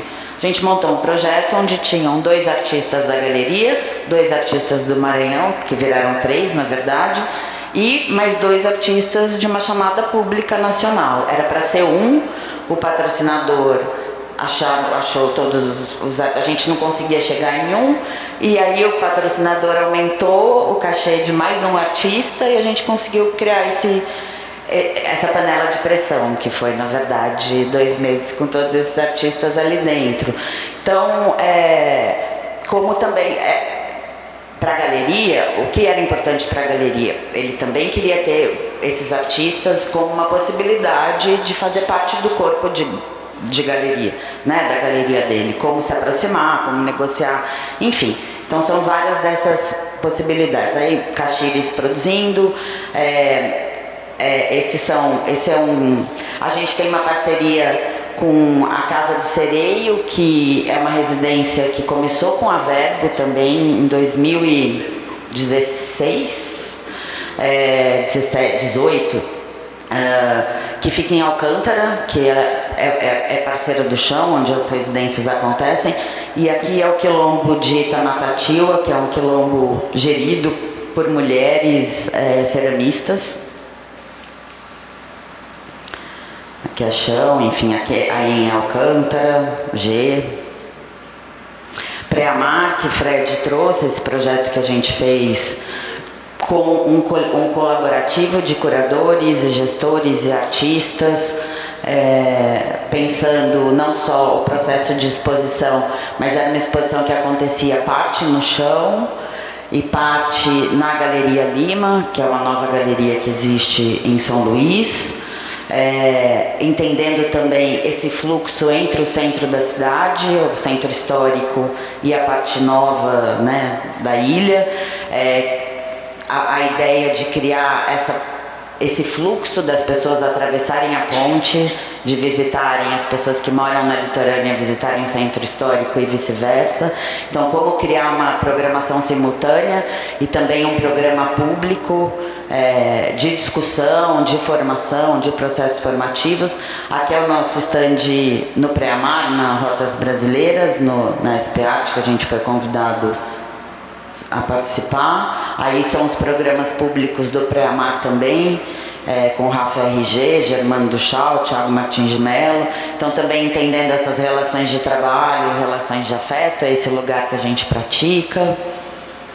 Aqui a Rita Van Hunt, enfim, a gente recebe projetos. A Rita, por exemplo, nos procurou porque ela ia para o Maranhão fazer a palestra, enfim, as atividades e queria fazer no Chão. Aqui o projeto, né, que estamos, novas aquisições, com Tieta, G, aqui o espaço com a exposição montada, Tom,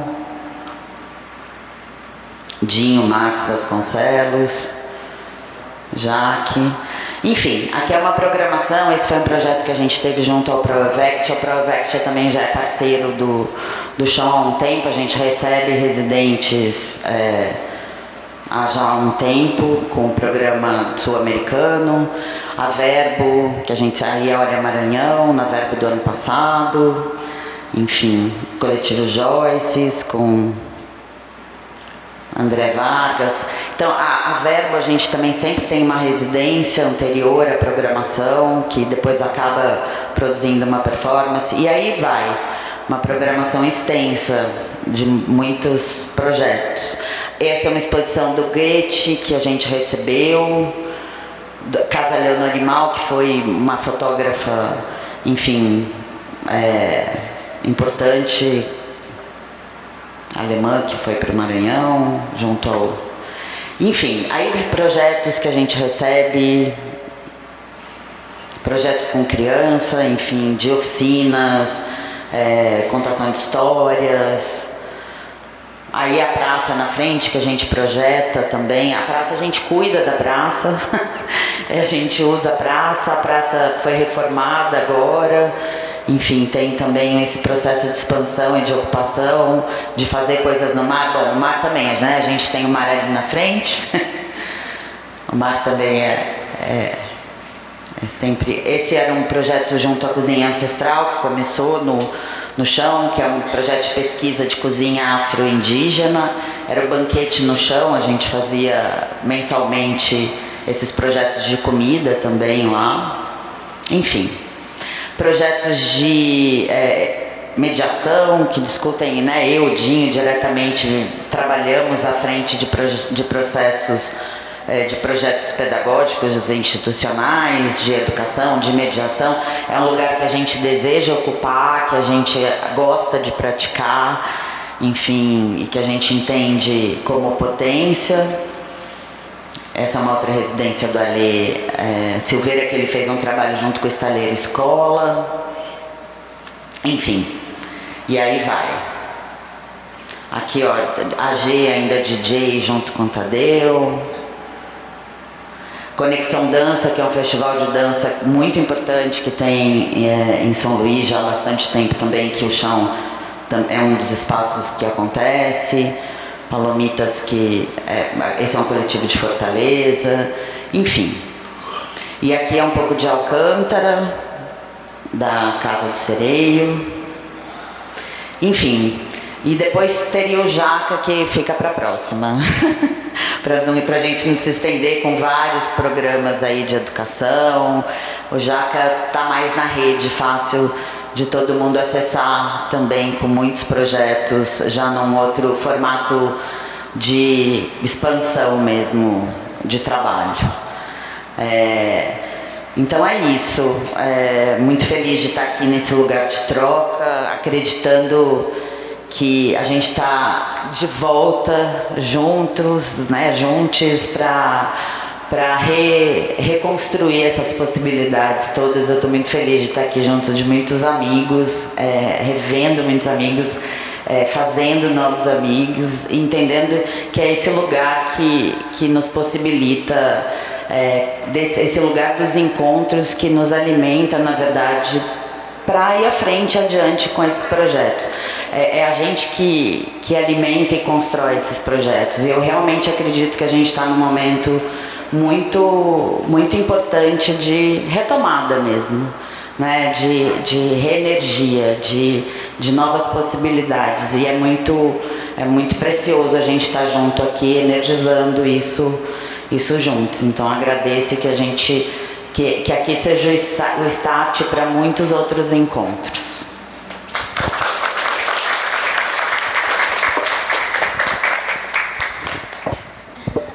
Meu Deus, eu pensei tanto que eu não sei nem por onde começar. Não trouxe nada de slide. Estou aqui passada com a aula que vocês deram. Para mim é uma aula, né? Eu sou artista, sou mãe, tenho 34 anos, um baby, me sinto um baby, porque, não sei, eu sempre quis abraçar o mundo com minhas mãos, assim, e me atropelando, sabe, assim, nesse sonho, nesse grande sonho de viver de arte mesmo. E eu tô aqui porque eu fui muito influenciada pelo meu pai, né, que era também artista plástico, falecido em 2019. E ele era um grande articulador, além de artista, ele era um grande articulador. Então,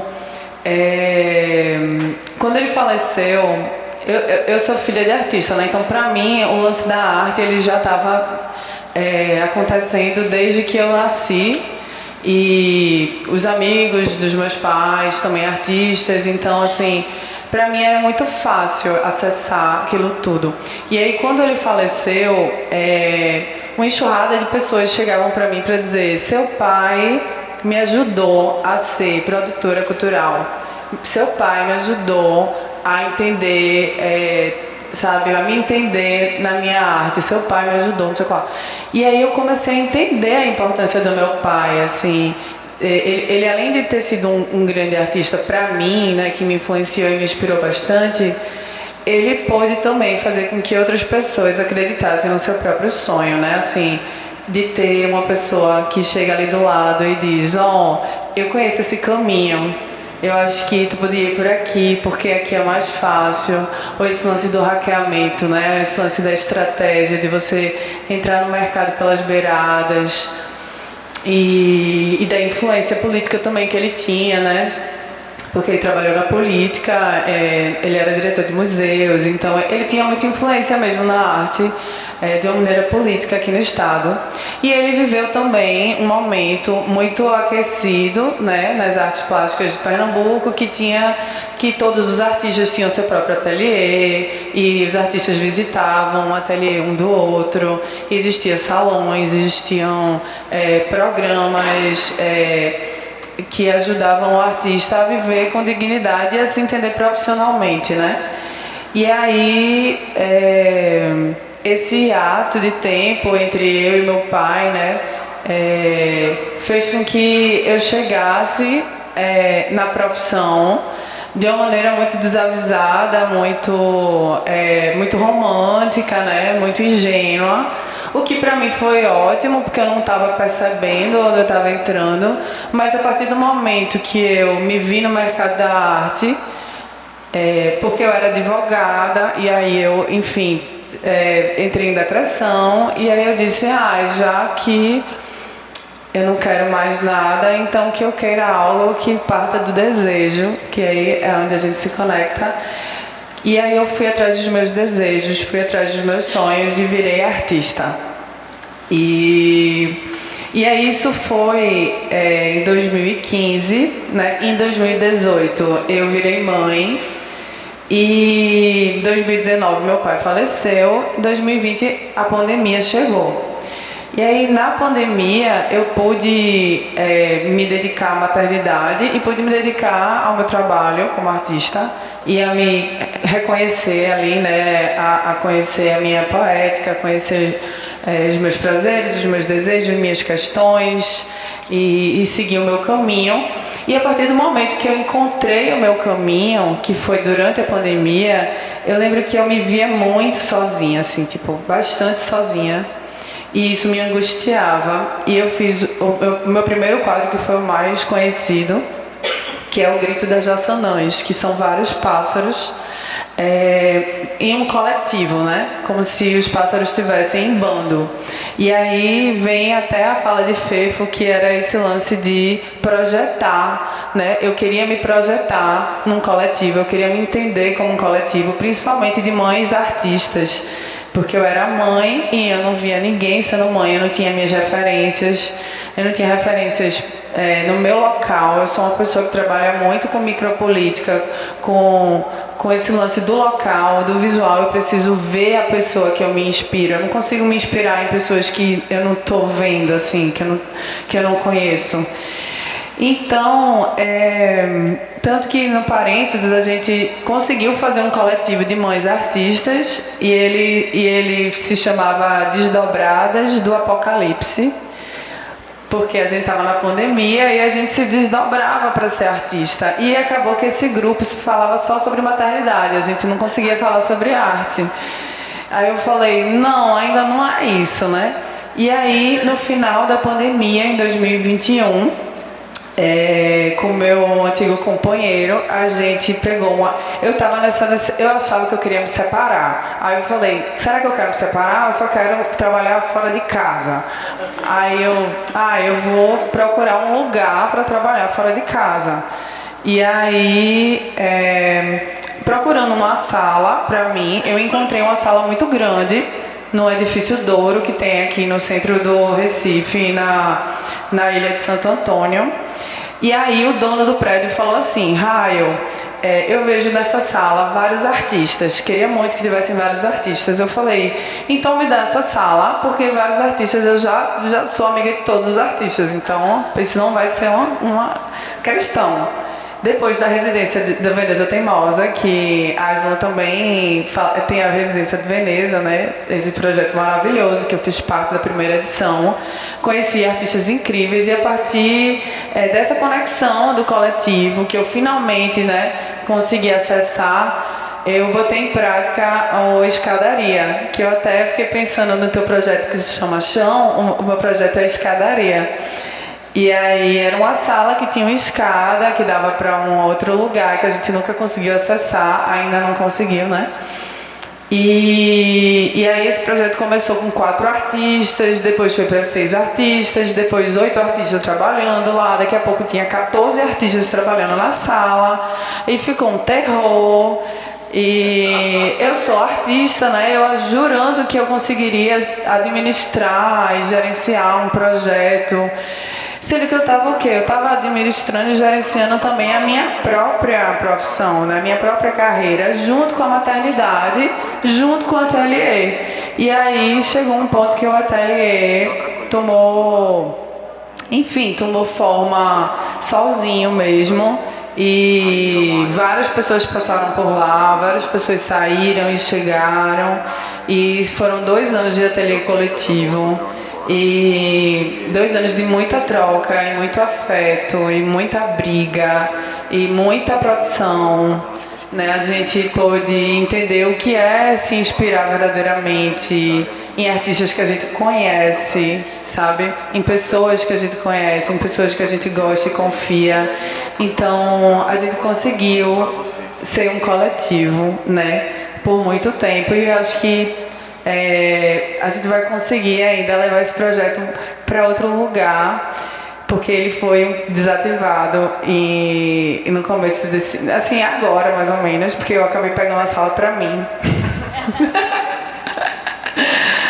Porque é isso, né? Eu tô aqui gerenciando minha carreira e eu percebi que quem gerencia coisas não pode ser artista ao mesmo tempo. Eu não sei como vocês conseguem, mas eu, por enquanto, estou querendo pensar um pouco mais em mim.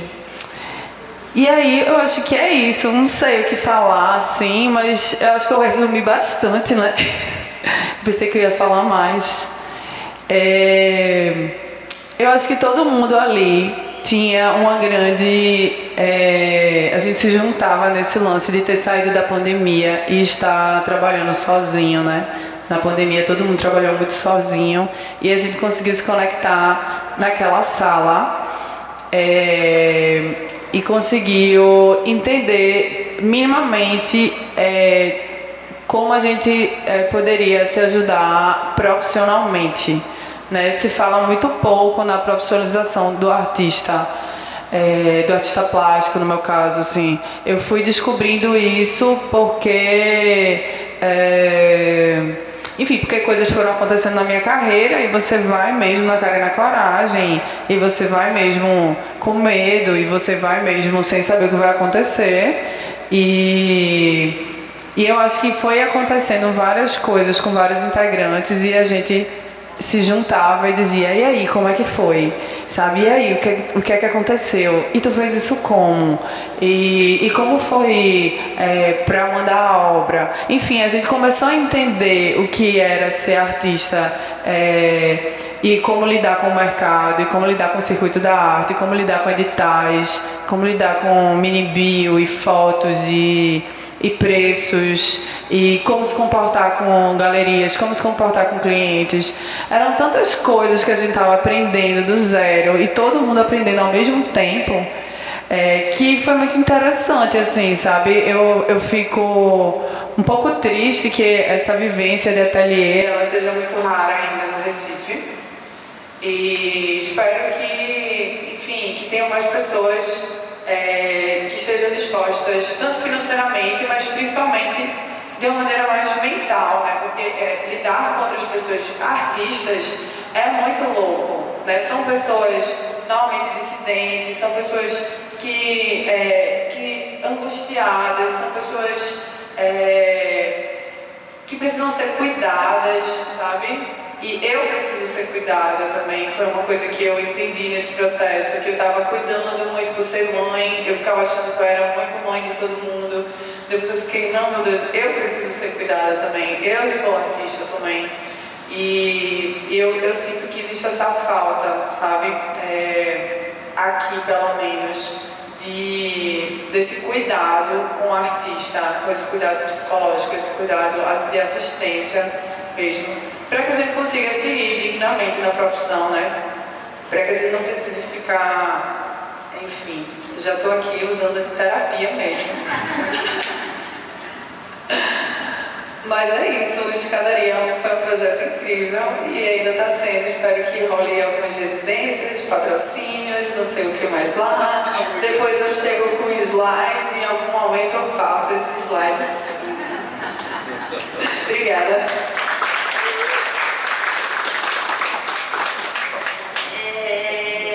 Gente, obrigada.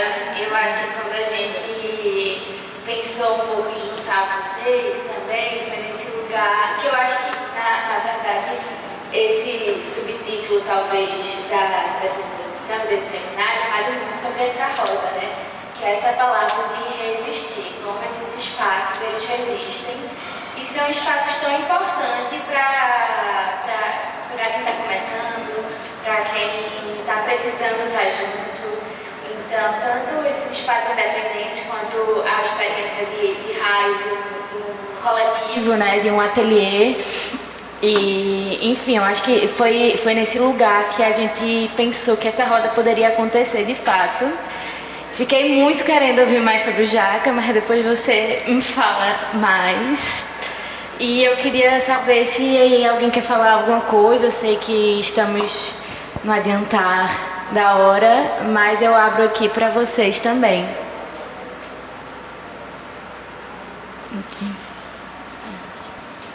Você já falou.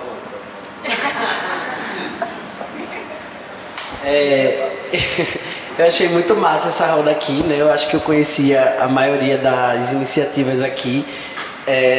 Eu só queria mesmo, assim, se vocês pudessem falar mais um pouco o que é ser esse agente da arte, né? Eu acho que a gente é artista e, como o Raio falou, muitas vezes é difícil ser artista, pensar nas suas poéticas, fazer as coisas, escrever edital, tudo, e ainda assim conseguir fazer articulações, né? Eu digo isso porque eu conheço muito bem Raio e Aslan, inclusive é uma pessoa que no começo da minha carreira foi aquela pessoa, assim, pra mim que, sabe, me puxou e tal, me instigou, então faz realmente diferença na vida das pessoas. Eu vejo Raio também como também essa artista, sabe, que tem essa coisa de receber e tal, e como isso faz diferença prática, assim, na vida dos artistas. Então acho que se vocês pudessem comentar um pouquinho, assim, o que é fazer esse trabalho e enfim, como isso pode ser importante, assim, para a classe artística.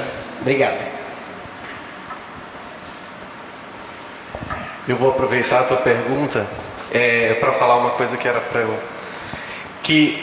eu particularmente, como sou professor, pesquisador, o que mais me motivou a, por exemplo, participar do Pré-Amar, fazer o Pré-Amar com Samantha e com o pessoal, foi porque eu fui orientador de TCC de Geviana, que tu conhece, né? E Silvana Mendes foi minha aluna na pandemia. E eu cheguei na pandemia, não conheci, porque pandemia, dando aula online, é a tela de todo mundo fechado e eu lá conversando, né? Assim, falando sozinho. E a Silvana foi minha aluna. Quando eu fui a São Paulo, em determinado momento, eu cheguei no Moreira Salles e vi uma obra de Silvana Mendes.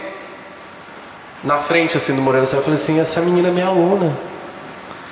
E eu comecei a me dar conta de que eu, como professor do Departamento de Artes Visuais da Federal do Maranhão, não tinha contato com essa produção artística local. Eu estava dando aula, né, para essas alunas e não tinha contato.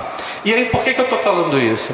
Porque eu acho que o que falta, muitas vezes, é o que está acontecendo nesse momento aqui. É que a gente converse. Porque eu acho que a gente não conversa, a gente conversa pouco. E a gente precisa desses intercâmbios. Claro que a gente não pode estar, eu adoraria estar em Aracaju semana que vem, depois ir para o Recife, depois ir para Vitória, adoro. Mas esses encontros, eles são fundamentais para a gente saber, para a gente, do outro, sobretudo, o que cada um de nós almejamos, né? Queremos. Então, eu acho que isso é muito, muito importante. Então, isso foi o que me motivou, por exemplo, a trabalhar com curadoria, né? É poder conversar com essas pessoas que estão próximas de mim. Eu não sei o que elas fazem, ou melhor, não sabia o que elas, né, o trabalho delas. Então, foi isso.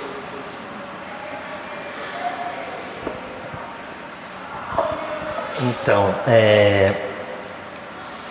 eu acho que está muito cheio de arquivo. Eu acho que quanto mais você se alimenta de informação, mais você vai conseguir lentes de mundo. Eu acho que a primeira coisa é essa. A segunda, o encontro. Eu acho que quando o Raio fala, né, de muita gente junta, cara, dá a salada. Então, dá bem. É briga o tempo todo, mas a gente tem sempre um grupo ali que você tem diálogo, que você consegue se conectar, né? E o que eu chamo de celebrar a diferença, né? Porque tolerância não adianta, né? E Samantha do outro lado da rua, eu aqui, isso é tolerância, né? Mas quando a gente fala, pô, Samantha é diferente de mim, e a gente coloca junto para fazer projeto, para discutir ação, para hackear, né? Eu até tava contando, acho que foi a Raio mesmo, né? Tipo, em todos os editais do monstro, né, do governo do Bolsonaro, eu botava verbo militar para ganhar edital. Então era verbo, não sei o que, e eu fazia o que eu queria. Porque não tem fiscalização, né? Você ganha e depois você faz, você age e você presta conta. Então, assim, é hackear. Eu acho que a gente tem que ser astuto, né? Ter inteligência, ter arquivo pessoal. Eu acho que é fundamental ter arquivo. Estudar, ler, ver coisa, viajar se possível, né? Mas a informação está muito mais acessível. Então, quanto mais você tem arquivo, mais você consegue esses agenciamentos, né? Essas rodas. Eu acho que é fundamental isso. Não, Fefe, eu acho que só complementando, é o lugar do desejo, de novo, de querer estar junto com as pessoas, né? Acho que tem o livro do Basbal, e assim, a possibilidade da gente poder fazer tudo isso. Tem o livro do Basbal, o artista, etc., acho que acompanha sempre, né? É um livro incansável, assim, você pode ser o artista, o curador, o pesquisador, o jardineiro, o cozinheiro, pode ser tudo isso, né? O educador, esse lugar a gente não precisa estar num quadradinho, né? Agora, a articulação, o lugar, você pode fazer sozinho ou você pode fazer junto. A gente escolhe fazer junto. Eu acho mais gostoso fazer junto, assim, sabe? Acho mais... Eu não consigo trabalhar sozinha, acho chato. Então, é muito mais interessante pensar junto, juntar as possibilidades. E a articulação tá nesse desejo também, né? De escuta. Escutativa, exatamente. Então, são escolhas e acho que é isso, é memória, né, esse lugar da prática, entender. Eu gosto de também ir desmontando, assim, eu acho que eu fico cada vez mais com essa vontade de mudar as possibilidades. Quando eu penso projetos e que eu posso não assinar curadoria, por exemplo, e sim organização, ou, sabe, idealização, sabe, pensar junto, sabe, porque curadoria também não é né, já desgastou, sabe, então assim, também entender como reorganizar esse lugar de fazer junto mesmo. Acho que a coautoria de pensar junto, o lugar da residência é muito delicioso, porque a gente sempre pensa, produz junto com os residentes, né? O residente chega com uma proposta que nunca é o que ele vai fazer no final, assim, tem a mudança, porque é justamente o tesão da residência, né? Você viver aquele lugar, você pesquisar aquele lugar. Então, assim, existe um processo de coautoria nesses trabalhos que é tão maravilhoso, sabe? E a gente tem que estar ali disposto também a isso, né? E o artista que vai fazer a residência também. Tem horas que você acha que vai dar certo, não vai dar certo. Enfim, a grande maioria dá certo, mas, né, chega nesse lugar. Mas, cara, tem coisa que pode não dar, né? O processo é super importante. O Jaca, por exemplo, eu não trouxe para todo mundo, mas depois, quem quiser, tem PDF no site, ou eu mando. A gente acabou de lançar o 5º livro do Jaca. O Jaca, ele trabalha só com processos, assim. Ele nunca fez uma exposição de residências do Jaca. Não tem essa finalidade, mas é muito importante a documentação, fotos, vídeos e os livros, porque é ali onde a gente tem o fim do processo da residência do artista. É essa documentação, sabe, da experimentação dele, o que ele fez, o que ele escreveu, com quem ele conversou, quais foram as interlocuções ali com o entorno, entendeu? Com o que ele ativou nessa residência. Enfim, então acho que é esse lugar da troca mesmo, desejado.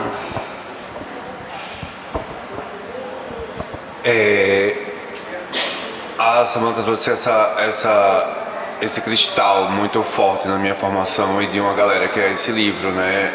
O Artista Etc., do Ricardo Basbaum.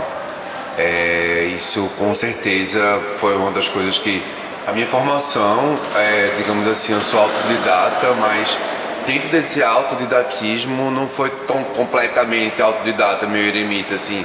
Eu estava nos anos 90, nos anos 2000, numa rede muito pulsante de filosofia da arte, de filosofia dos papéis da gente.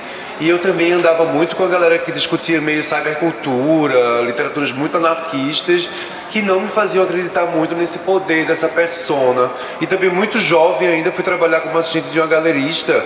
E era muito estranho como os artistas era um tipo de coisa que me fazia pensar assim: bicha, será que eu sou artista mesmo? Porque se artista ser isso, eu acho que eu não sou. Gente que eu conhecia, que quando comecei a trabalhar na galeria, dava um texto e desligava o telefone na minha cara. Pá!